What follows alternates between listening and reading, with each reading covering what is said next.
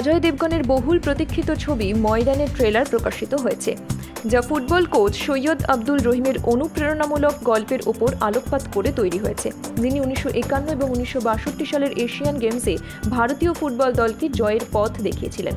মুম্বাইতে trailer launch ইভেন্টে প্রযোজক বনি কাপুর এবং পরিচালক অমিত শর্মার পাশাপাশি চলচ্চিত্রের প্রধান অভিনেতা অজয় দেবগন এবং অভিনেত্রী প্রিয়মণিও উপস্থিত ছিলেন। তারা সেই ইভেন্টে তাদের চরিত্রের মতোই পোশাক পরেছিলেন এবং হাতে ফুটবল নিয়ে পোজও দিয়েছিলেন। অজয় দেবগন সৈয়দ আব্দুল রহিমের ভূমিকায় অভিনয় করছেন, যিনি ভারতীয় ফুটবলকে আন্তর্জাতিক প্রশংসায় উন্নীত করতে গুরুত্বপূর্ণ ভূমিকা পালন করেছিলেন। এই ছবিতে টলিউডের অভিনেতা রুদ্রনীল ঘোষকেও দেখতে পাওয়া গেছে। এই ছবির হাত ধরেই তার প্রথম বলিউডে পা রাখা।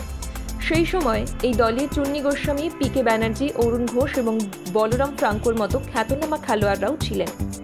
ময়দান ছবিটি এই বছর ঈদে হিন্দি, তামিল, তেলেগু এবং কন্নড় ভাষায় মুক্তি পাবে বলে ঘোষণা করা হয়েছে। একই সাথে অক্ষয় কুমার ও টাইগার শ্রফের বড়ে মিয়াঁ ছোটে মিয়াঁও এই ঈদেই মুক্তি পাবে। উপরন্তু অজয় দেবগনের অতি প্রাকৃত থ্রিলার শায়তান 8ই মার্চ সিনেমায় আত্মপ্রকাশের জন্য প্রস্তুত হচ্ছে।